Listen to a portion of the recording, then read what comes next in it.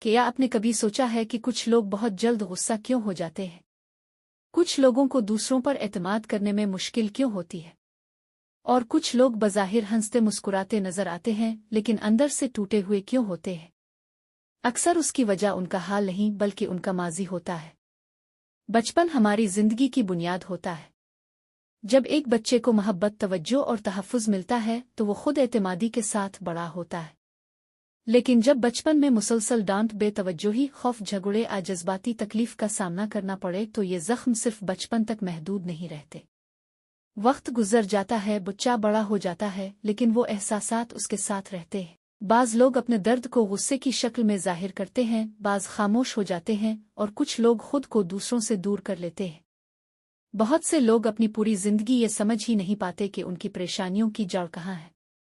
وہ خود کو قصوروار سمجھتے رہتے ہیں، حالانکہ اصل مسئلہ ان تجربات کا اثر ہوتا ہے جن سے وہ بچپن میں گزرے تھے۔ لیکن ایک اہم بات یاد رکھیں، آپ کا ماضی آپ کی کہانی کا ایک حصہ ہو سکتا ہے، پوری کہانی نہیں۔ بچپن کے زخم انسان کو متاثر ضرور کرتے ہیں لیکن وہ اس کی قسمت کا فیصلہ نہیں کرتے۔ اپنے احساسات کو سمجھنا، ان کے بارے میں بات کرنا اور ضرورت پڑنے پر مدد حاصل کرنا کمزوری نہیں بلکہ ہمت کی نشانی ہے۔ اگر آپ کے دل میں آج بھی بچپن کے کچھ زخم موجود ہیں تو یاد رکھیں کہ شفا ممکن ہے، کیونکہ ہر انسان ایک بہتر اور پرسکون زندگی کا حق رکھتا ہے۔